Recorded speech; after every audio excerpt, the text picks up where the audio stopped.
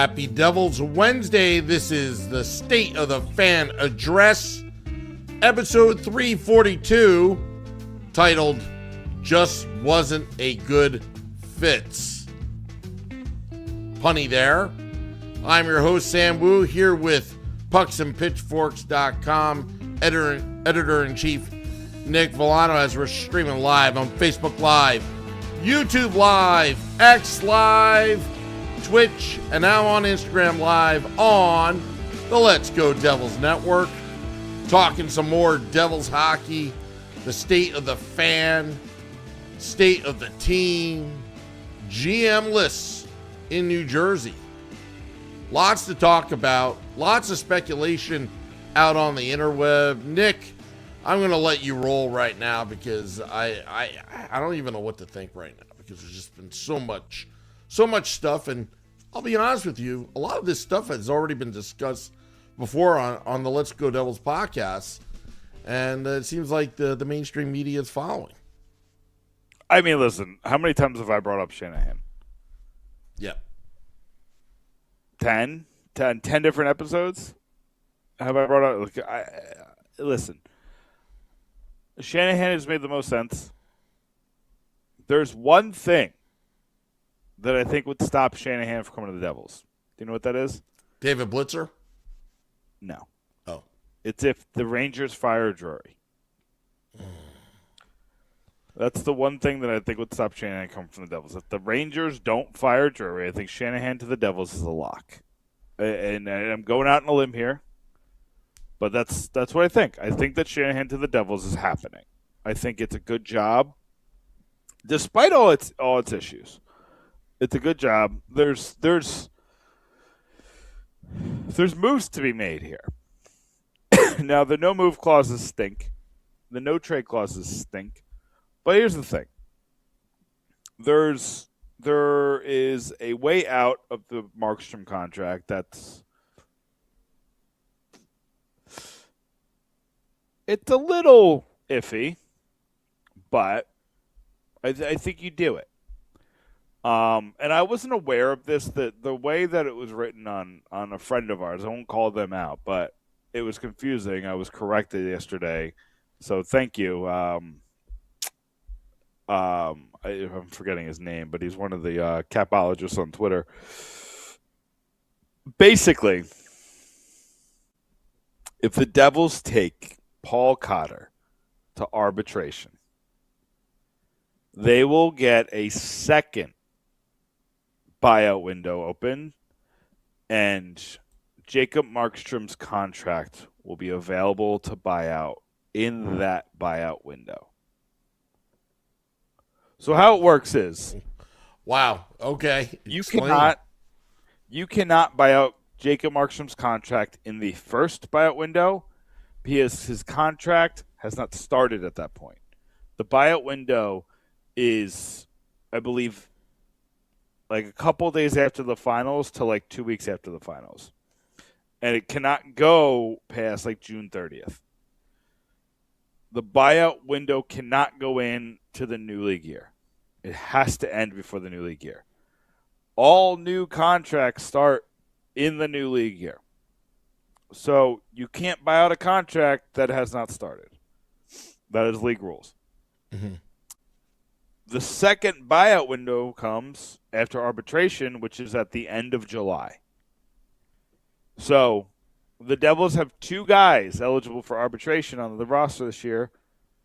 I don't think you're taking the risk of taking Arseny Gritsik to arbitration. I don't think you want his first year in the NHL. There's a lot of nonsense that happened. He already is a little, he didn't get to the playoffs. His season ended with an injury. There's a couple things that you kind of want Arseny Gritsik to be happy, and taking him to arbitration, which is known as a relationship killer. I don't think you want to do that. Paul Cotter, on the other hand, is a guy where you're probably going to be close, closer than like you'd say. You could even have him be in on it, but I don't know if you want to do that because then you start to get into tampering and some, the league likes to take first-round picks from the Devils, so I don't want to open us up to that. But be like, hey, no matter what, we're taking arbitration. That's all you say. It doesn't. You don't have to say for the process of it. Be like, hey, you would never do that because you would pin a teammate on another teammate, and the NHLPA would have a problem with that. Why would you? What does that have to do with teammates? Well, you're buying out another teammate. You're basically. Yeah, but you're not going to tell him that. Of course not. That's what I'm actually agreeing with you. Okay. Not to, okay. Don't. Yeah, no, you're going to take him arbitration. There are two other options, which are less than ideal, I will admit. But if I'm Brendan Shanahan coming in, like, say he brings in Jamie Langenbrunner's name's out there. He's the Devils guy, so let's just say him. Say you bring in Jamie Langenbrunner's GM. You're going to say to him, like, hey, we're a new regime. We didn't sign this contract, man. Like, you haven't been good. Like, you can be pretty direct and real with Markstrom here. The first option, and I don't think you're going to like this one, Sam, but I kind of like it. You bury him in the AHL. Markstrom does not have a no-move clause. You could send him to Adirondack. I don't think you actually could. But you could send him to the AHL. Sending him to the AHL, according to this year's league rules, and it might even increase next year, but let's just go by this year's league rules, would save you $1.15 million on that contract. And then, at any point, Markstrom could go to the team and say, I want out. I don't want to do this anymore. And then you don't owe him anything. He still gets his $6 million fully guaranteed. But against the cap, you get that $1.15 million relief. And then, of course, there's the proposition that you attach something to trade him away. I do think a team would take a chance on him. Maybe a Chicago. Well, they have what's his face? They have Spencer Knight. But I mean, it's like a 1-2, like a veteran to come in. And they have the cap space. Like, I'm trying to think of like other teams that, like maybe like a Utah, maybe a Seattle. Maybe Vancouver brings him in. You know what I mean? Like, that would be ironic. Maybe Calgary takes him back. He mentors Dustin Wolf. I think that's where you're trying to go, like a place with like a young goalie. Like, Vancouver doesn't have a young goalie; they actually have two old goalies. But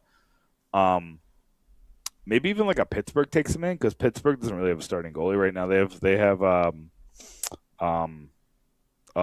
old Oilers guy. Why is his name escaping? Skinner. Yep. Skinner, Stuart Skinner.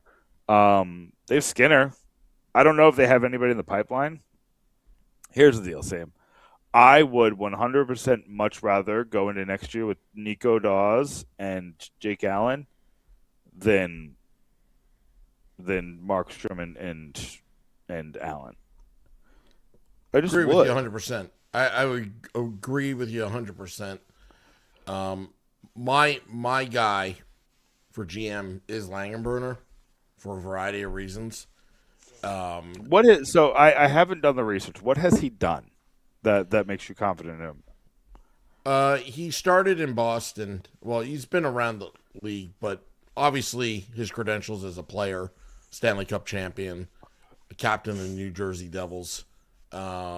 His demeanor is, he's serious, but he's just he's actually a really nice guy. But he is laser focused, when he was a player. And 2015 with the Boston Bruins, started off as, on the lowest of the totem pole in player development, and just worked his way up. And now he's assistant GM. And, again, with Boston, I don't know what your thoughts are, but I think they've done pretty well with a mix of prospects that have come up through the farm system. They have a very good mix. And they've taken some pretty good calculated risks. Like, Pavel Zacha was a good risk for them. Yeah. Like, they just traded Eric Holla for him. Like, that was a good risk for them. I think they paid him a little too much, but That team is built the way you kind of want to build them, but the problem is that they're built like the Devils in a way that one injury could really knock that house of cards down. But I mean, they've made some really incredible trades. Like they got Franz Minton and a first-round pick from the Maple Leafs, and now that pick's going to be in like the top 10 probably. I remember that one record-breaking year they had. I mean, they didn't go far in the playoffs. They lost to the Panthers. And then they had some crazy stuff like firing Jim Montgomery. Yeah. Yeah, I mean, and they're a bold team. I'd have to do more research. Here's my issue. And you're gonna hate this, Sam. I do think if I'm gonna bring in Shanahan, who's like an old school guy, like a five tools guy is what I call them, like the old school scout. I do want an analytics guy. I want to pair him with an analytics guy. I want to hit both sides. But does it have to be a GM? I think then because then it's useless. It's kind of like what you have with the Devils right now. Like you got Matt Cain there. You got I forget the other guy's name. He used to work at the IMG Academy. You got a couple guys there who are in analytics, but they're lower level and like they don't. Their voices. It's used as data instead of decision making, right? It's like they're there to kind of enhance the process, but if nobody's listening to them, it doesn't matter. You see what's happening with Eric Tulsky and how well that went. You see what's happening in Florida. Sonny Meta is doing like an incredible job. He's a guy who used to be with the Devils. Really? I think he's overrated. I think he's so overrated. I am. Well, the Florida, I don't know. Prove to me what he did in Florida that made them that successful with the 3 Stanley Cup. I know, but everybody's guessing at this point. Because they went to 3 Stanley Cups in a row, and he's the assistant GM. But they didn't do it on analytics, really. Look at the players on the team. Did they use analytics? That Matthew Tkachuk trade was 100% analytics. They looked at the numbers. I could have made that trade without even looking at analytics. You would have traded a 110-point player and your number one defenseman for a guy? I would have got a better deal. I would have got a better deal. They made the big boy move. And here's the thing, Sam. That I'll give you. But I don't think it's all analytics there. Which is why I want him with Shanahan. I don't think it's all analytics. I think you have the GM and the president. So he can negotiate, Sonny Meta. He's able to wine and dine him. I think Brendan Shanahan's going to do the negotiation. I think Sonny Meta's going to be like, go get this player. He's going to focus on the draft. Do you think that Patrick Alvin is doing negotiation in Vancouver? No, it's Jim Rutherford, or not Jim Rutherford. Is it Rutherford? Yeah. It's Jim Rutherford. Like he's the one making the call. He's the one who made the Quinn Hughes trade. I think the GM has certain decision-making powers, but it's the president who's going to pull the trigger. But I think if you have a GM who's analytics focused and a president who's team focused and stylized focused and things like that, I think it's a really good mix. And I just think if you get Langenbrunner and Shanahan, it's just too much old boys club. It's too you're going to sign 36-year-olds. You're going to sign more Pilots, and I'd be worried about that. You're going to sign grit guys and character guys, and I just don't I think you need to build character. I don't think you need to pay for character. You know what I mean? I think you need to come in, and I think you need to send a message. And these analytics guys come in. That's what I like about the analytics guys. They're not friends with everybody. That was Fitzgerald's downfall, is he was too friendly with everybody. There's a couple. He made mistakes. Here's the thing. I know I keep saying here's the thing, so let me just get straight to it. Tom Fitzgerald was everybody's friend, except when something went sort of wrong, and then he was your enemy. You look at the Dougie Hamilton situation, that boiled over so unnecessarily, and he could have just made the simplest statement, and it would have all went away. The statement could have been we're on a back-to-back, and he's playing tomorrow, which is what happened. and like he mismanaged it. You could have seen what he's done with, we've seen Shero do this. I think Fitzgerald tried really hard to be Ray Shero. And Ray Shero was kind of one of those one-of-one guys. Like when Ray Shero said he could go play in the KHL then, when Pavel Zacha tried to play hardball, I think, like I look at last year when he almost let Cody Glass go to free agency because he didn't want to pay him $2 million. Like decisions like that he tried to be Ray Shero. And listen, that worked with McLeod and Bastion once. I don't think Cody Glass was that. He was on this team for like 2 months. If you want to send him to free agency in a center market, Cody Glass might have made $4 million last year if he went to market. So and to Fitz's credit, he didn't stick to his laurels and he made the right decision. But I'd be worried that you'd get decisions like that. Like you lost in Johnny Gaudreau, so you sign Andre Palat because he's like the next best thing. Instead of just saying like we lost Johnny Gaudreau, we don't need a plan B. We had a plan A, it didn't work out. And let's just find something else to do with the money. Let's get a guy the caliber of Johnny Gaudreau on this team. There's I can go on and on. That's my concern with Langenbrunner. But again, I'm going to look at like his moves and because I just don't have the research done. I'm going to ask you a basic question. Okay. Tell me the hockey GM in the National Hockey League that's won the Stanley Cup as the hockey GM that is like Sonny Meta on the analytics. Well, I think Bill Zito thinks very similar. Right? He's always been like that. Even in Vancouver, Bill Zito was like that. Is he an analytics guy? Yeah. He's not like the numbers are the numbers like Sonny Meta is. So you're going to entrust the New Jersey Devils and take that bold move. Mm-hmm. Bold move. Mm-hmm. To take. That's pretty ballsy, Nick. I mean, listen.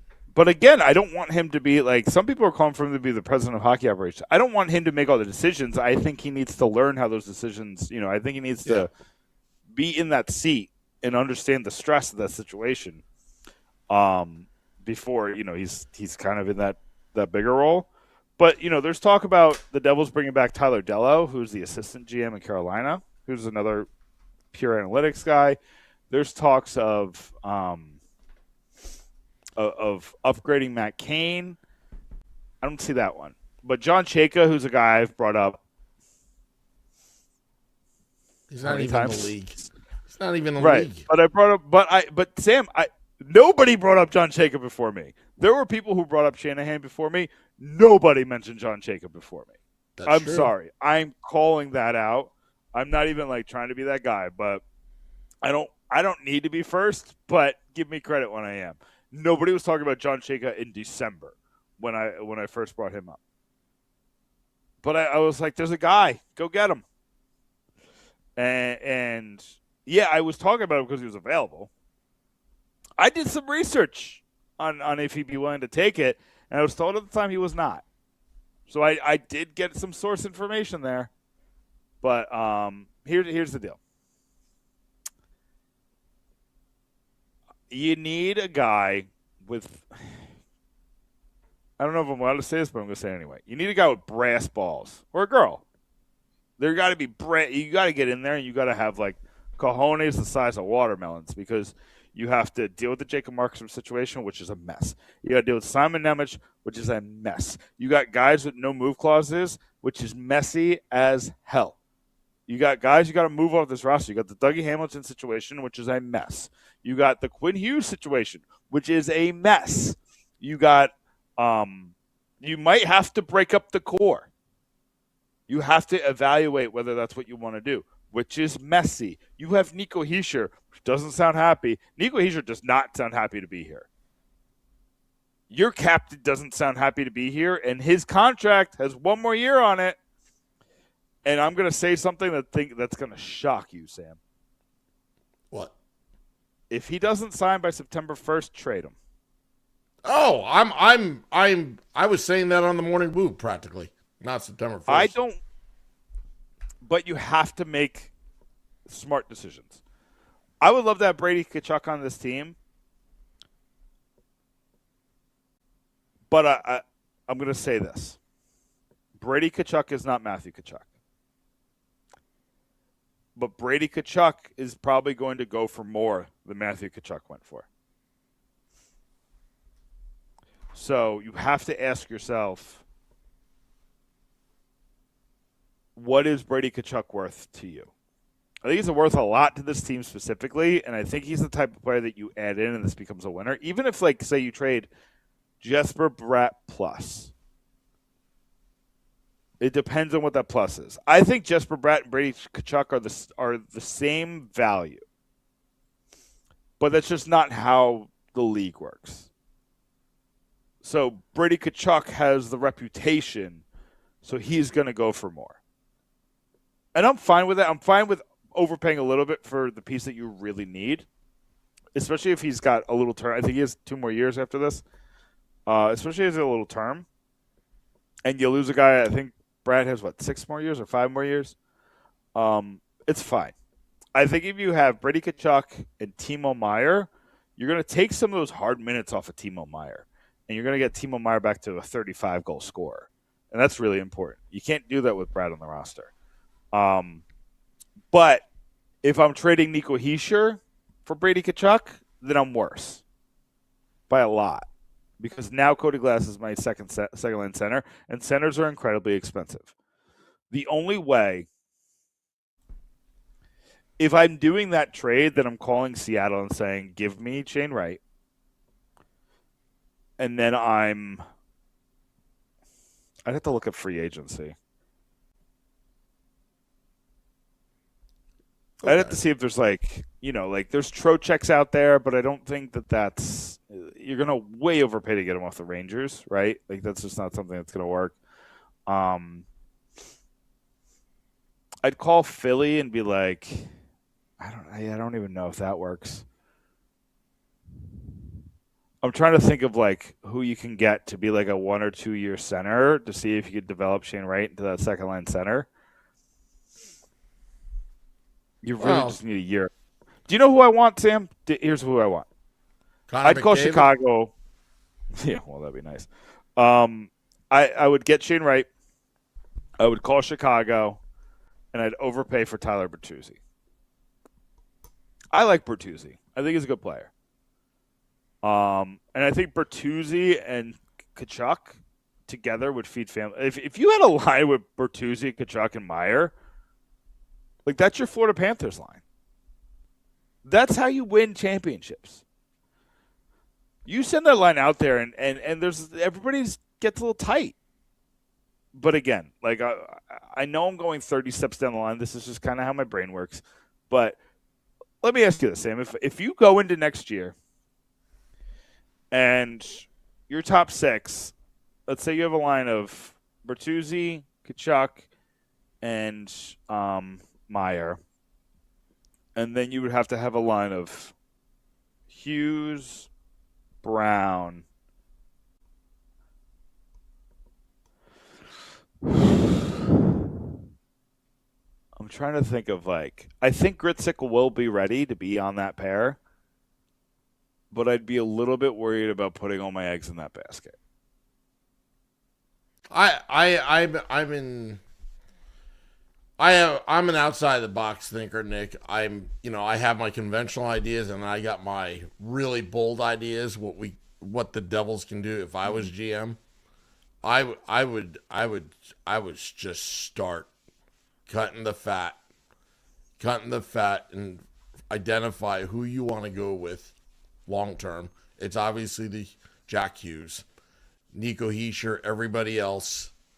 I would try to make as much cap space as possible and try to get assets back. I'm going to throw a wild card out there in terms of Connor McDavid, what's going on in Edmonton right now. He signed a 2-year extension. And you're going to have a lot of suitors for Connor McDavid. Who wouldn't? Every single team would. If they could, they would. I would put myself out on a limb there to do anything I could to be in position. Doesn't say you have to get Connor McDavid, but try to make that trade to New Jersey. And I just think he would block it. I just think he would block it. He may, but New Jersey is a little different because you're next to New York, but you don't have all the crap that New York has. I also think you're almost like walking him to the Rangers. I think the Rangers are going to make a push for him. I honestly think. Yeah, I would just be worried that you're like setting up the next 10 years of your life to be bad. I would rather go after Austin Matthews. Well, me too, but But the point I'm trying to say is weaponize your cap space to try to drive up the price, because I think the Rangers are going to try to be very bold, and you gotta have, just like with all the negotiations in the past with Fitzgerald and even Ray Shero for that matter, is you just drive up the price at the very least, but you should get your cap situation under control and build around Jack at this point. You can get a lot for Nico Hischier, in this off season. You can get a lot. I bet you can get a lot. Would you trade Hischier for Kachuk 1-for-1? Well, absolutely. Absolutely, I would. So then how would you solve for second line center? Well, I haven't done my research yet, but you figure a way. I mean, this is why I wanted Logan Cooley to begin with. Right. Unfortunately, you didn't take him. You made a mistake. Well, and again, this is why Fitzgerald's gone, right? Who advised Fitzgerald on that one? It was a no-brainer. That's where I have a problem with. And whoever advised him to take this Shimon Nemitz, and if they're still in the organization, fire them. Gone.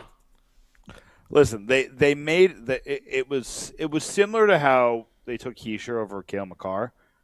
You avoided the disaster move, and the disaster move was Nolan Patrick.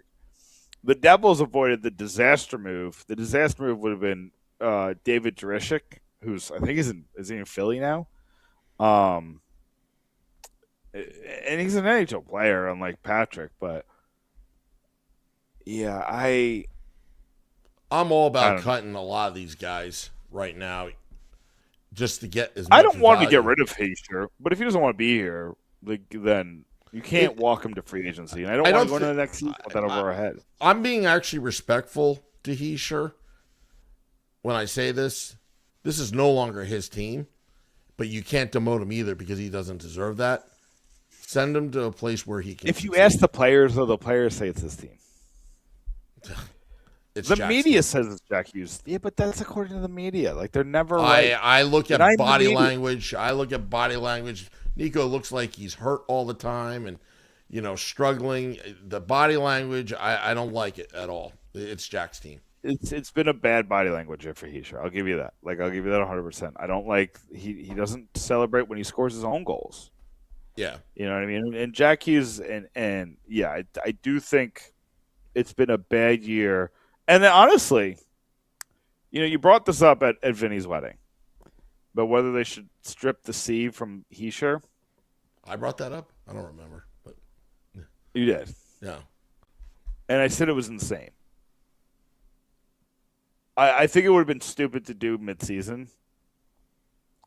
But again, these are the types of things that a new GM is going to come in and say, if you're not going to resign, then I'm not going to make you captain. It's almost the reverse Zach Parise, right? They made Zach Parise captain because they wanted to keep him. Yep. And you be captain here. And I don't think Parise was ever a captain again, right? He was never a captain in Minnesota?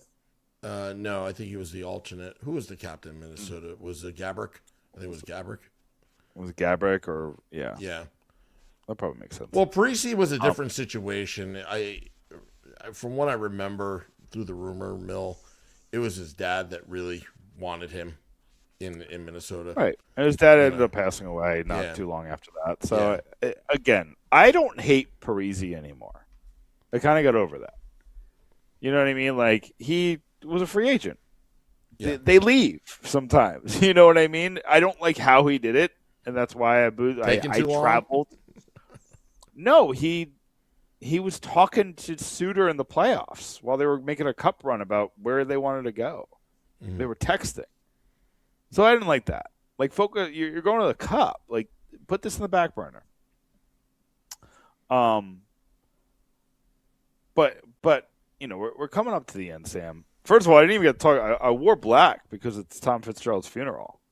Like, so I didn't even get to say that. But wow. I wore black today just for the funeral. But yeah, I mean, here's the thing. Since I've said it before, and nobody ever brings this up because of the mistakes Tom Fitzgerald made.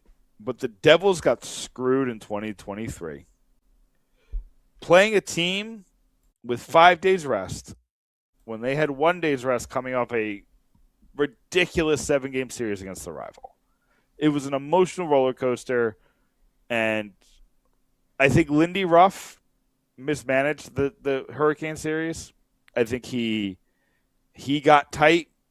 If you remember, he pulled Schmid in Game 2 and never put him back in until way later. Game 5.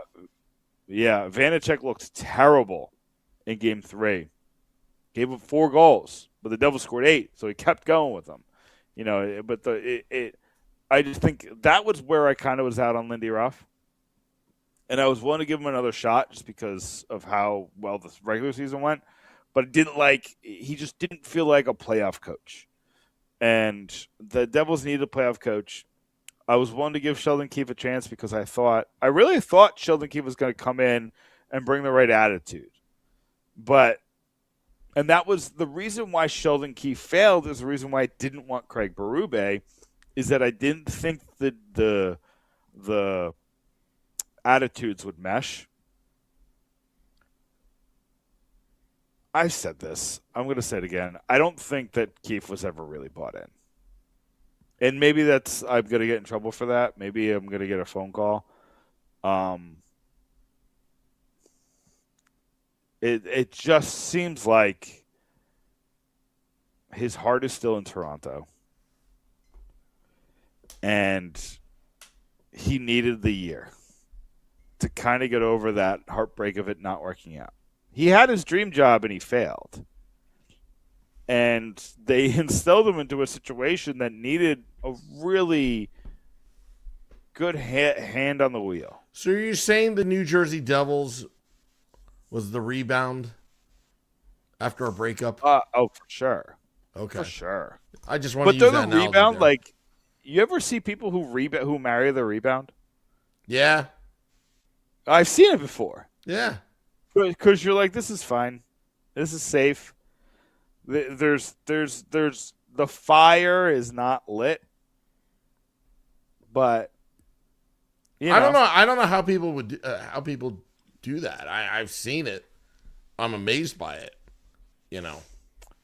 When you come out of tumult and you get kind of even keeled, sometimes you just want to sit in the safe, and that's where you are. Oh no! Wow, that's some deep talk. There's a picture going around, Sam. What's that? Looks like Grit 6 surgery was a shoulder surgery. Okay. He's hiding his arm, so maybe it's a wrist, but. Well, we're speculating right now based off of a picture on social media. We are. Okay.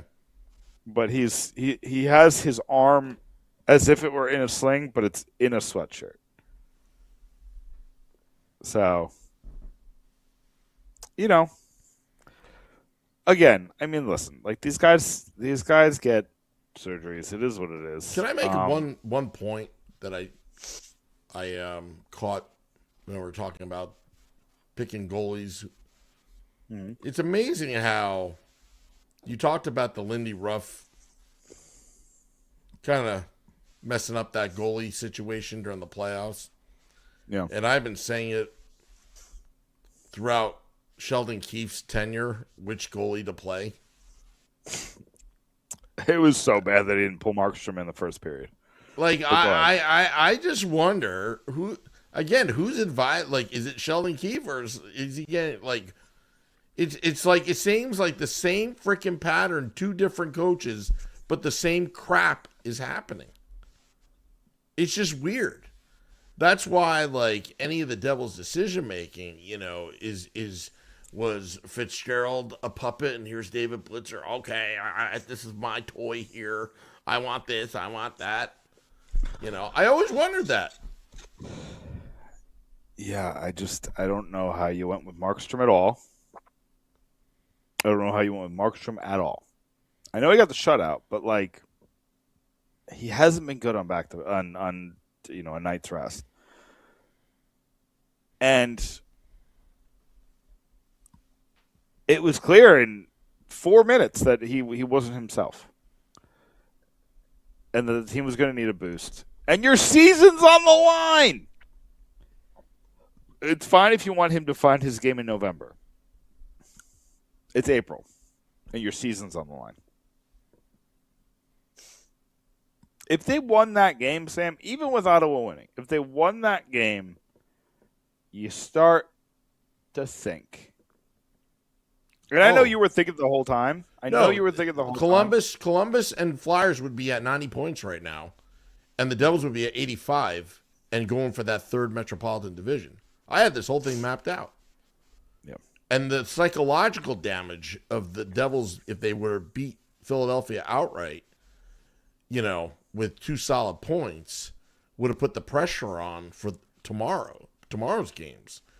But, and the problem I have with it is this is why on the Morning Woo this morning, this is why I'm slash and burn. If I was GM, Sonny Meta, Jamie Langenberg, I'd be cutting everybody. Because I just did not like how they reacted after Fitz essentially got fired. And I would have thought that these guys were going to be playing for their jobs or auditioning. And they came out so flat. I mean, I'm in the goalie gear at American Whiskey and it's already 2-0. I didn't even get through security yet. It was, like, how do you go down 2-0 of the most important game of the year? And you start Jacob Markstrom, which I could have told you not to do that, even after the shutout. All right, let me go over this with you real quick, just to say let's play the game. I'm thinking about everybody who's available, who I think could be available. So, let's say Nico Hischier doesn't sign. And you trade him to Ottawa for Tkachuk. Let's just say that's the trade. 1-for-1. Hischier for Tkachuk. And then you trade Mercer and non-distinct, non-NHL pieces, whether it's prospects, picks, whatever, for Wright. And then you trade whatever, again, non-distinct moves. Or maybe you trade Hamilton and something to Chicago for Tyler Bertuzzi. And then you really need one more forward. Out of Nashville?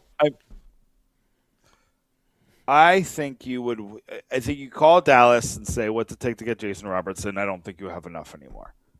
Unless you still have Nemec on the board. I was going to say, unless they want Nemec. And you give them Nemec and another piece for Robertson. You have to make the cap work here.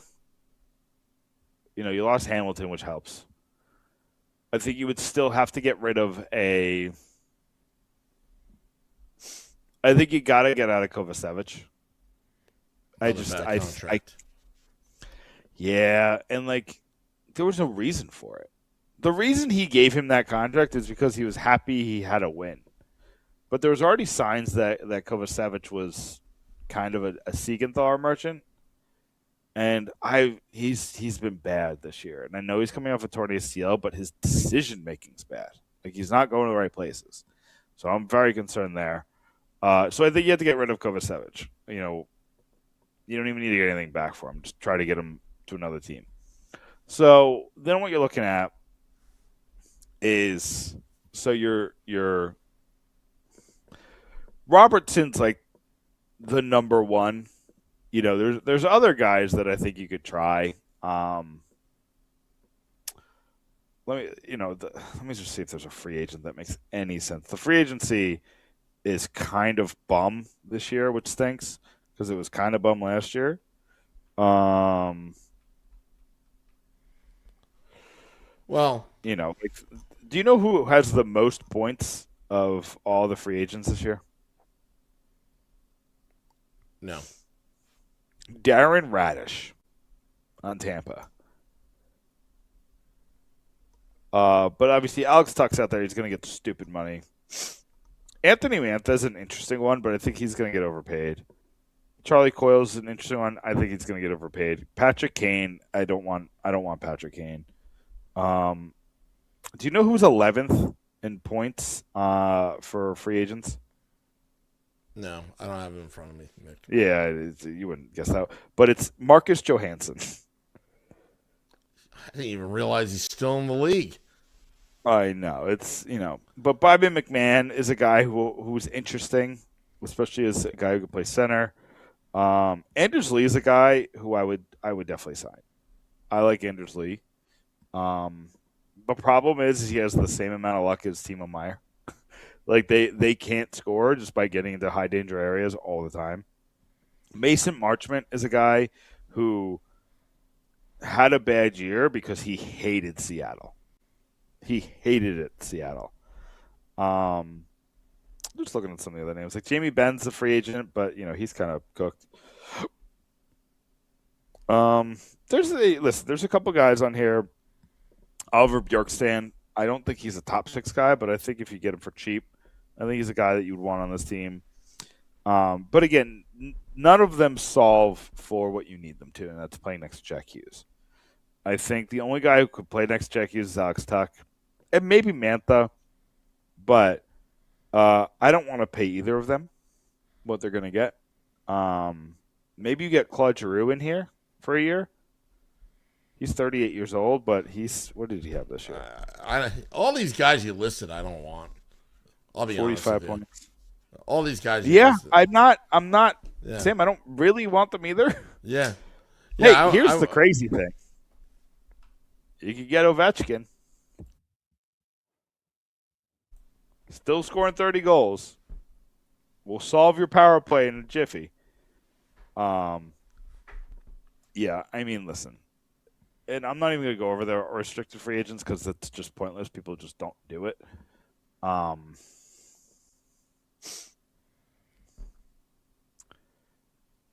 think it's going to be an interesting offseason. I think I'm a little worried about the quiet trade deadline.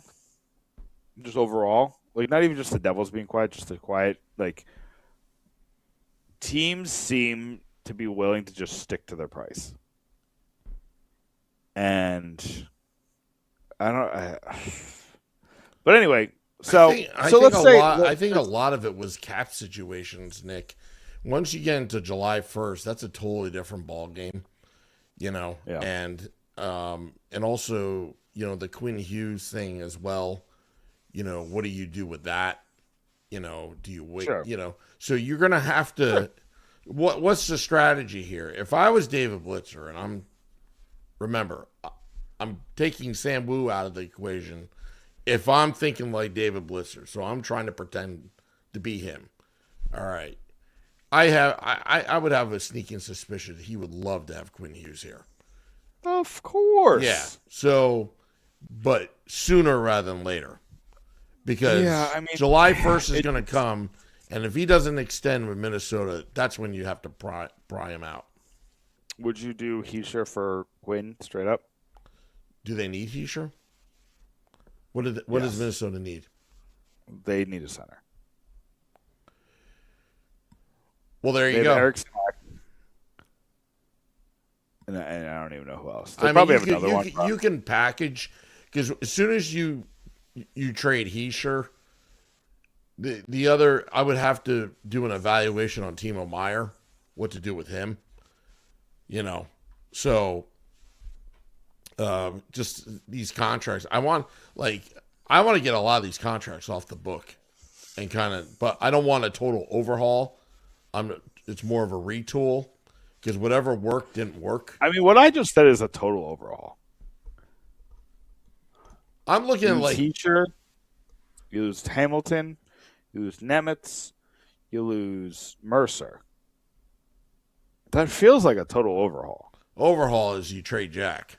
That's what I feel is overhaul. No, but you're not going to do that. You know what I mean? I'm looking at what the New York Mets did this offseason. They kept Lindor and they kept obviously Soto, and they parted ways with the core.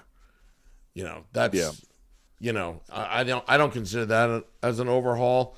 I think Jack is still young enough. Luke is still young enough. You got to figure out the core you're going with.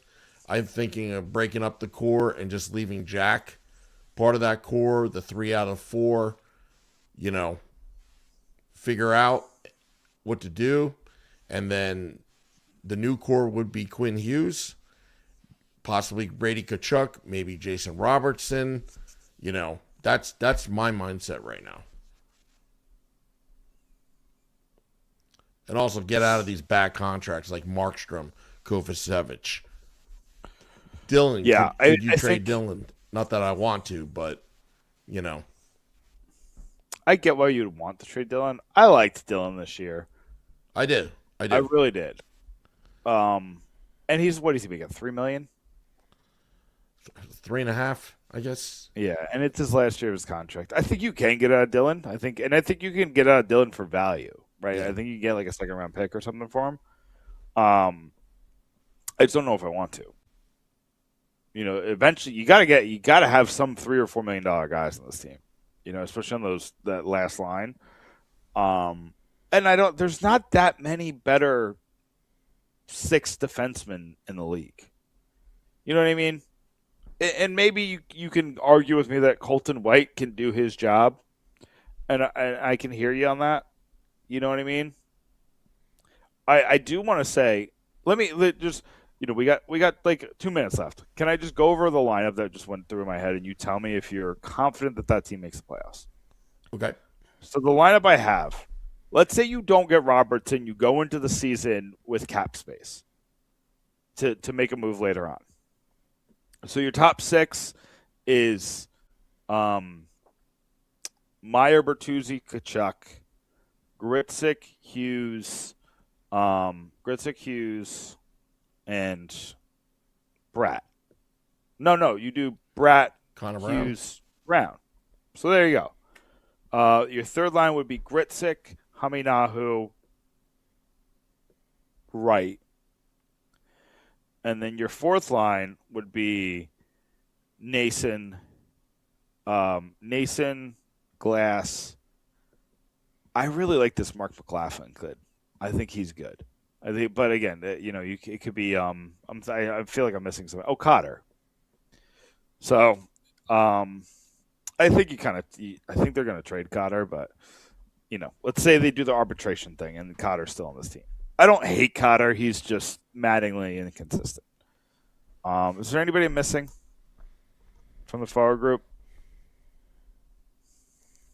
Well, Danonov's not going to be here. Oh, Bustad. Yeah. I think you trade Bustad.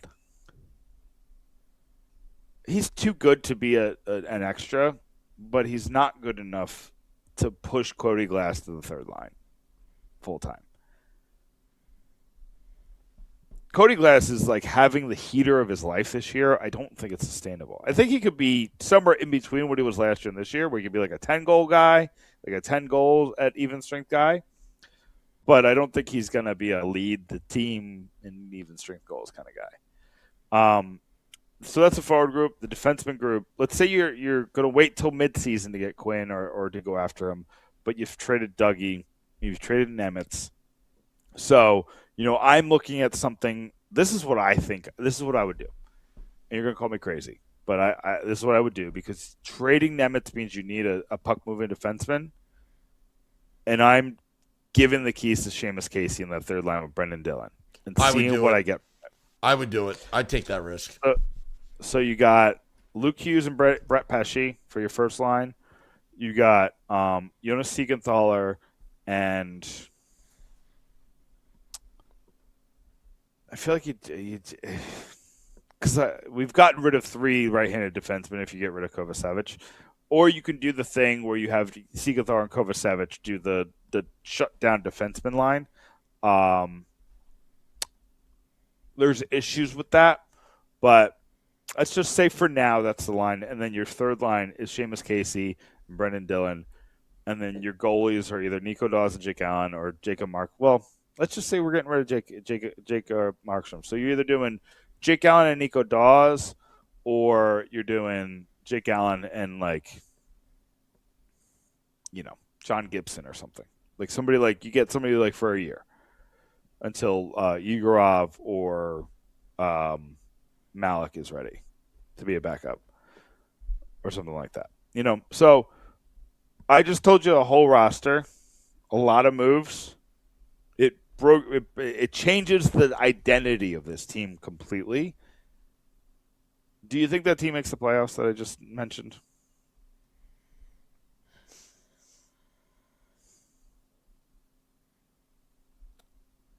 Just depends who's coach. Are we assuming Sheldon? No, I think Sheldon's gone. Let's just say it's a top 15 coach.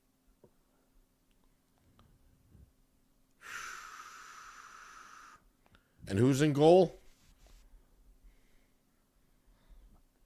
It's either Dawes and Allen, or it's, you get a vet like a John Gibson or a Linus Ullmark or something like that. I think it's a wild card 2 at best.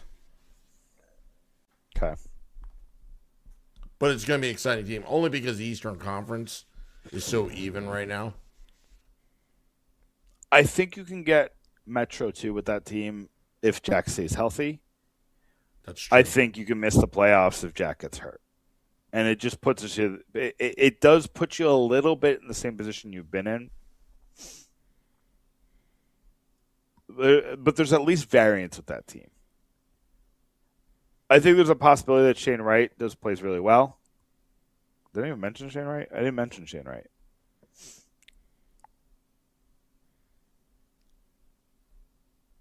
Well. Wait, no, I did. Wait.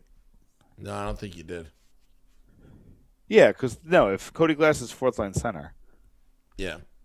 Then Shane Wright would be the third-line center with Gritsik and Haminaho, which I love that line. You put Nason on the fourth line where he kind of really should be. Fourth line and then second. I think he's fine to be on the second power play as the front man. Because here's the thing, Sam, is then you have an exciting team 4 lines deep. And those are 4 lines that can play. The problem is when you look at depth, one injury and then you got McLaughlin in there, which I'm fine with. And I'm even fine with moving up Nason to the third line or moving up Cotter even to the third line if you tell him to, if you give him the Miles Wood treatment. But then after that, it starts to get thin. I like Xavier Perrant, but I don't trust him to be a full-time NHLer. I like Crookshank. I don't trust him to be a full-time NHLer. I'm trying to even think of if there's guys in the pipeline. The 2 guys you took in the second round last year had terrible seasons, so they're nowhere near NHL ready. There's no guy really you'd have to sign depth, and that's always scary, right? When you have to sign depth. So that's my concern. Problem is, Sam, in my head I did the best overhaul I could, and we got a wild card team. You know what I mean? That's my concern.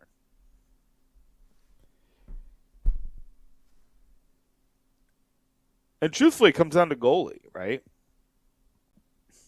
If you could turn Markstrom into a lot of people were mad at me because I put some non-moves on the 5 worst moves that Tom Fitzgerald made. When you look back at it, Fitzgerald was in on Hellebuck before he was winning MVPs. He didn't pull the trigger, and Hellebuck is now one of the most prized possessions in the NHL. He didn't pull the trigger on Quinn Hughes. Now Quinn Hughes is in Minnesota, and you don't know if he's ever going to come to New Jersey. He didn't pull the trigger on. There's another guy but he didn't pull the trigger on Stamkos, and Stamkos turned his season around. You could have got Stamkos for almost free, and there was reports that he would have waived to come to New Jersey, and he didn't. And now Stamkos doesn't want to waive at all, and he's not going to waive in the offseason. He likes it in Nashville. He likes that non-tax situation. You could have got Stamkos to the point where he was miserable and a breakout was coming, and you didn't. And I get that the contract's expensive, but and now the Devils are in a place where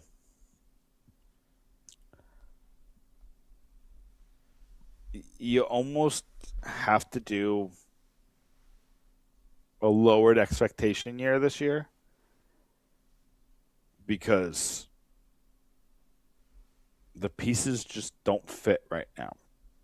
And you kind of have to move some things around, and you kind of have to eat some crow and take one on the chin for a year. And I don't want to. I've been writing about this team for 10 seasons. And I had one really exciting one pretty exciting one playoff year that wasn't exciting at all, and then 7 terrible years. All of these years that we missed the playoffs, Sam, we were supposed to make the playoffs, except for maybe one. We weren't supposed to make the playoffs in 2020, 21. But that was a COVID year anyway. Yeah. People were talking about them making it in 22. They missed. People were talking about them being a contender in 24. They missed. People were talking about them being a contender this year. They missed. People were talking about them making a jump in 2019. They missed. People talked about all the moves they made in 2020. They didn't even make, what is it, a 2014 playoff in 2020? What was the bubble? It was 24 teams, right? Yeah, something like that. Didn't even make that. There were, I think, 8 teams that didn't make it, and the Devils were one of them. Yeah, so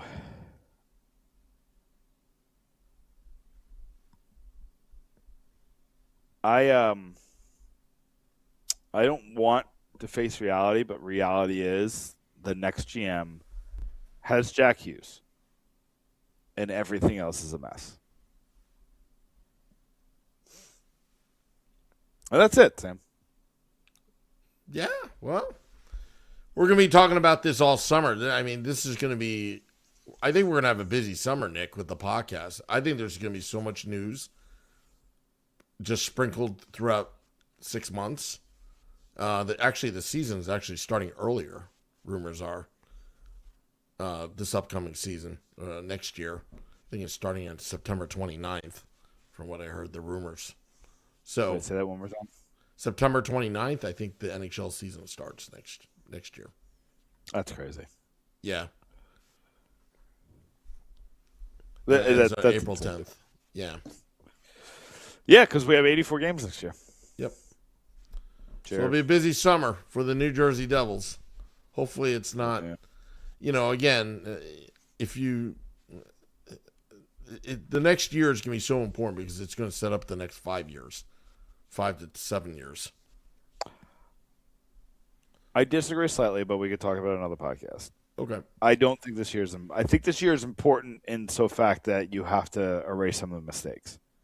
I don't think you have to fix it this year. I don't even think you can fix it this year. Well, that's why I was talking about cap space. You got to move it. You got to move these guys out now while they have value. Right, but that isn't as hard as it looks. It's definitely not as hard as Fitzgerald made it look. But it's what you do with that cap space. There's plenty of teams that they finally got rid of the cap space. And look at the Rangers. They get rid of cap space. They get handed a Chris Kreider reprieve. They get handed a Jacob Trouba reprieve. And look what they do. You know what I mean? It's what you do with that cap space that matters. Yeah. Yep. All right. Anything to plug? Yeah, go to pucksandpitchforks.com. We have a lot of really interesting articles right now. Everybody's writing about the Tom Fitzgerald stuff and what's next. We're really diving deep into Brendan Shanahan. This week, I'll look at 5 GM candidates. We talked about Nico Heischer's concerning situation. We talked about the Devils we didn't even say it, but they officially got eliminated last night. Talked about that. Let me say one thing to you, Sam, before we go. What's that? How many times has Barry Trotz dangled a carrot in front of Tom Fitzgerald, whether it was Yusei Saros, whether it was Ryan O'Reilly, whether it was Steven Stamkos, whether it was all these guys, just to pull it away at the end? How many times has that happened? 36 times. Do you think it'll happen a 37th time with the GM job? Do you think Trotz dangles the carrot and then he hires Sonny Mehta? That would be. It wouldn't be funny for Fitzgerald, but you know what? I'm going to mark this and timestamp that statement, because can you imagine? And we're like, oh, Nick said this about 3 weeks ago. Wouldn't that be seems something? Like it's a little too. Trotz has used Fitzgerald's friendship against him so many times. What's to stop him from doing it one more time? Wow. Anyway, I might write about that on pucksandpitchforks.com. You know what? I am. I'm going to write about that tonight, so we're going to dive into that. Okay. Well, the only thing I'll comment is, even if he did do that, it did Fitzgerald a favor. He got out of this mess. I mean, I wouldn't keep this job, But anyway, he's moved on. Yeah. So tomorrow, Morning Woo, Game Day Live, and Devils After Dark at American Whiskey. Also, if you're sitting in the arena tomorrow, Section 18 is where it's going to be at. I'm pulling another stunt tomorrow. It's going to be funny. Section 18 at the game.